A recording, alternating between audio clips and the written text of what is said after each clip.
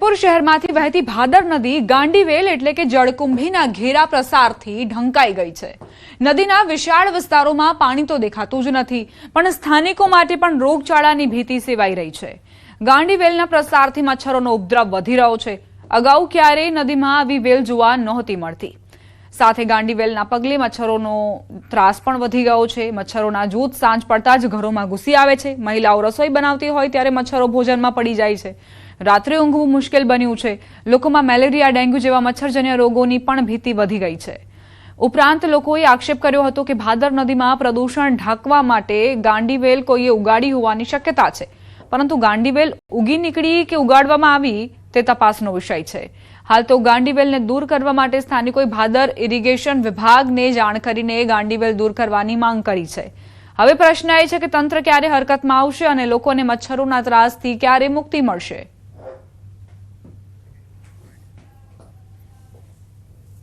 કરવાની વાત છે જે ભાદરની અંદર ગાંડીવેલ એકાએક થઈ છે એ કોઈ અમારે અમે ક્યાંકથી લઈ આવીને વાવી દઈને એના માટે અમે થોડાક એસોસિએશન છે કે ગાંડીવેલ જે થઈ છે મારું માનવું એવું છે કે આની પહેલાં ભાદર થોડી ઘણી પ્રદૂષિત હતી એટલે ન થતી, અને અત્યારે જે એનો ચોખ્ખો મતલબ એ થાય છે કે ભાદર અત્યારે ભાદરની અંદર પાણી નદીની અંદર પાણી સારું થઈ ગયું છે, જેથી કરીને ભાદરવેલ નાગરવેલ ઉગી છે અને થઈ છે।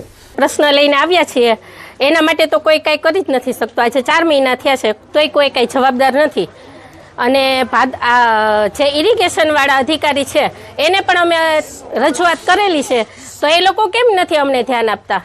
આજે 4 મહિના થયા છે, એટલો મચ્છરનો ઉપદ્રવ થાય છે તો એ લોકો અમને ધ્યાન કેમ નથી આપતા?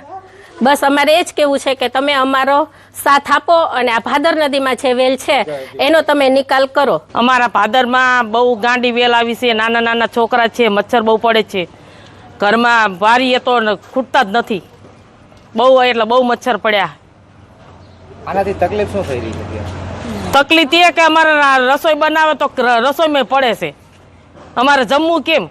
જે ભાદર એક સિંચાઈ યોજનાની નીચવાસમાં જેતપુર સિટી વિસ્તારમાં જે ભાદર નદી પસાર થાય છે તેમાંથી સ્થાનિકો દ્વારા પણ ગઈકાલે રજૂઆત મળેલી છે, અને અગાઉ ક્યારેય આવી ગાંડીવેલ નું ઉત્પાદન થયેલ નહોતું, પણ હાલ ચાલુ વર્ષે થોડા દિવસ પહેલાં આવી વિગત ધ્યાનમાં આવી છે, જેને લીધે નગરપાલિકા સાથે જરૂરી સંપર્ક કરી આ દૂર કરવાની યોગ્ય કાર્યવાહી કરવામાં આવશે।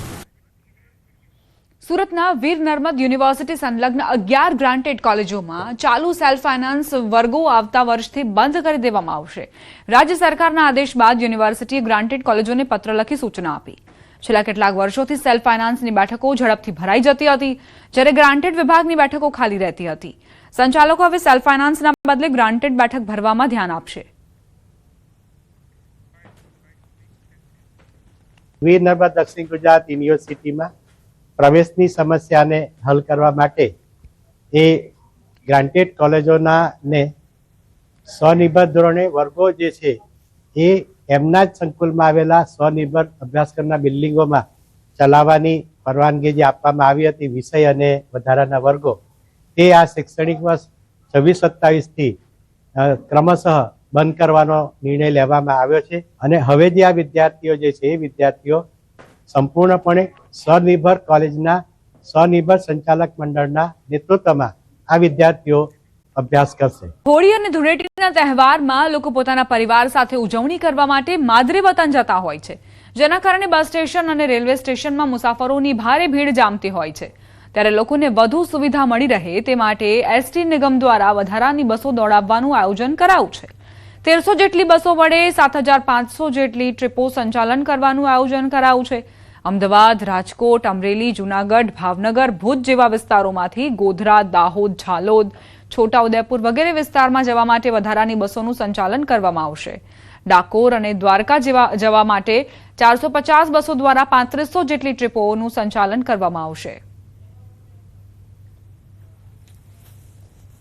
ગુજરાત રાજ્યના પંચમહાલ, દાહોદ, ગોધરા, ઝાલોદ, સંતરામપુર જેવા વગેરે જિલ્લાના નાગરિકો રાજ્યના અન્ય જિલ્લાઓમાં વેપાર અર્થે, કામગીરી અર્થે મજૂરી અર્થે આવન જાવન કરે છે અને આવા વતનથી અને બીજા જિલ્લાઓમાંથી સ્થાયી થયેલ હોય તેવા પરિવારોને હોળી અને ધૂળેટીના જેવા તહેવારોમાં માદરે વતન તરફ મુસાફરી કરતા હોય છે, જેથી નાગરિકોએ પોતાના પરિવાર સાથે અને પોતાના વતનમાં તહેવારો ઉજવી શકે તે હેતુથી ગત વર્ષે ગુજરાત એસટી દ્વારા 1200 બસો દ્વારા 7300 ટ્રીપો સાથે સંચાલન કરવામાં આવેલું હતું, જે આ વર્ષે વિવિધ જિલ્લાઓ જેવા કે અમદાવાદ, રાજકોટ, અમરેલી, જૂનાગઢ, ભાવનગર અને ભુજ જેવા વિવિધ વિસ્તારોમાંથી ગોધરા, દાહોદ, જાલોદ, સંતરામપુર જેવા વિસ્તારોમાં પેસેન્જરોને સારી સુવિધા મળી રહે તે માટે 1300 જેટલી બસો વડે કુલ 7500 ટ્રીપો સાથેનું સંચાલન હાથ ધરવામાં આવશે. અમદાવાદ ઉદયપુર બ્રોડગેજ લાઇન પર વંદે ભારત એક્સપ્રેસ શરૂ થતા અરવલ્લીમાં ખુશીનો માહોલ છે, પરંતુ શામળાજી લાલપુર સ્ટેશનને સ્ટોપેજ ન મળતા રોષ પણ ફેલાયો. સાબરકાંઠાના હિંમતનગરને સ્ટોપેજ મળ્યું હોવા છતાં સુપ્રસિદ્ધ શામળાજી મંદિર યાત્રાધામ બાકાત રહેતા સ્થાનિકો અને મંદિર ટ્રસ્ટ દ્વારા વિરોધ કરાયો છે. લોકોનો દાવો છે કે અહીં સ્ટોપેજ આપવામાં આવે તો પ્રવાસન અને રોજગારીને વેગ મળશે. આ બહુ સારા સ્ટેશને વંદે ભારત જે ટ્રેન ચાલુ કરવામાં આવી છે અસારવા ઉદયપુર એનો હોલ્ટ આપવામાં આવ્યો નથી. તો જો અહીંયા વંદે ભારતનો હોલ્ડ હોય તો રેલવેને બી આર્થિક રીતે ફાયદો થાય અને મુસાફરોનો બી એક સારી સુવિધાનો લાભ મળી શકે એમ છે. તો અહીંયા આ સિવાય બી કોટાવાળી એક ટ્રેન છે જેનું બી સ્ટેશન અહીંયા આપવામાં આવ્યું નથી, તો એનું બી જો અહીંયા આપવામાં આવે તો એનાથી બી થોડો લાભ મળે એવો છે. આ સ્ટેશન ઉપર વંદે ભારત અને કોટા સહિતની કેટલીક ટ્રેનોનું સ્ટોપેજ આપવામાં આવ્યું નથી. આ સ્ટોપેજ ન આપવાના કારણે અહીંના સુપ્રસિદ્ધ યાત્રાધામ શામળાજી ખાતે આવતા યાત્રિકો તેમજ આ જિલ્લાના લોકોને મુસાફરી કરવા માટે ખૂબ જ અગવડ પડે છે. જો ટૂંક સમયની અંદર આ સ્ટોપેજ આપવામાં નહીં આવે તો કોંગ્રેસ પક્ષ દ્વારા ગાંધી ચીડિયા માર્ગે આંદોલન કરવાની ફરજ પડશે. અસારવાથી ઉદયપુર સુધીમાં જાવર, ડુંગરપુર, હિંમતનગર લગભગ 4 સ્ટોપેજ છે, પણ શામળાજી એ વિશ્વ પ્રસિદ્ધ દેવસ્થાન છે, ભગવાનનું વિષ્ણુ ભગવાનનું ભવ્ય દિવ્ય મંદિર છે. આ વંદે ભારત ટ્રેનનું સ્ટોપેજ આપવામાં આવશે તો યાત્રિકોને બહુ જ લાભ થશે. યાત્રાધામ શામળાજીને વર્ષોથી કોઈ પણ પ્રકારની રેલવે સુવિધા નહોતી મળી, પરંતુ આખરે જ્યારે મોડર્ન સુવિધાઓ સાથે તમામ આધુનિક સુવિધાઓ સાથે રેલવે મથક મળ્યું છે. દ્રશ્યો બતાવી દઈશ કે રેલવે મથક મળ્યું ખૂબ સારા સમાચાર હતા વિસ્તાર માટે, પરંતુ જે પ્રકારે વંદે ભારતની કનેક્ટિવિટી નહીં મળવાના કારણે સ્થાનિકો નારાજ છે, જે યાત્રિકો નારાજ છે, કારણ કે જે પ્રકારે હમણાં જ અસારવા અમદાવાદથી ઉદયપુર માટેની રેલવે લાઇન શરૂ કરવામાં આવી છે. 3 ટ્રેક સાથે અદ્યતન સંપૂર્ણ સુવિધા સાથે રેલવે વિભાગ દ્વારા જે સુવિધા આપવામાં આવી રહી છે, પરંતુ જે વંદે ભારત છે તેનો સ્ટોપેજ નહીં મળવાના કારણે યાત્રિકોમાં નારાજગી છે. એટલે કે આ માગણી પૂરી કરવા માટે જે તંત્રને, રેલવે વિભાગને હાલ અપીલ કરવામાં આવી રહી છે. હાર્દિક પટેલ, ન્યૂઝ 18 ગુજરાતી, અરવલ્લી. દિલ્હીની AI સમિટમાં કોંગ્રેસના વિરોધ પ્રદર્શન મામલે પ્રદેશ ભાજપ પ્રમુખ જગદીશ વિશ્વકર્માના કોંગ્રેસ અને રાહુલ ગાંધી પર પ્રહાર.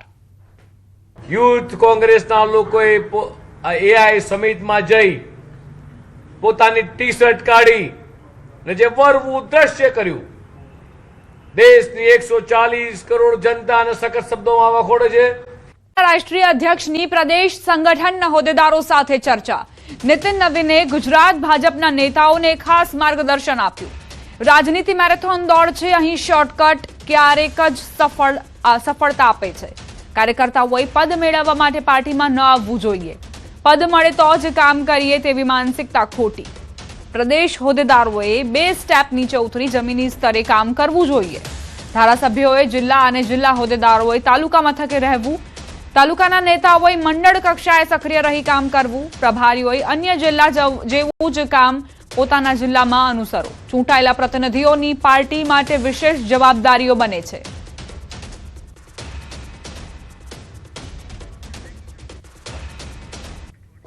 આજે જ્યારે ગુજરાતની ધરતી પર નીતિન નવીનજી આવ્યા છે ત્યારે નરેન્દ્રભાઈનો મંત્ર વન ડિસ્ટ્રિક્ટ વન પ્રોડક્ટના અનુસાર ગુજરાતના વિવિધ જિલ્લાઓના ગૃહ ઉદ્યોગ સાથે જોડાયેલા ભાઈ બહેનો સાથે કામ કરતા જુદા જુદા આર્ટિઝન્સ દ્વારા બનાવેલી ગુજરાતની ભાતિગત પ્રકૃતિના જુદા જુદા વિષયો સાથે આજે આદરણીય પ્રતિકૃતિ સાથે નવીનજીનું સ્વાગત થયું છે.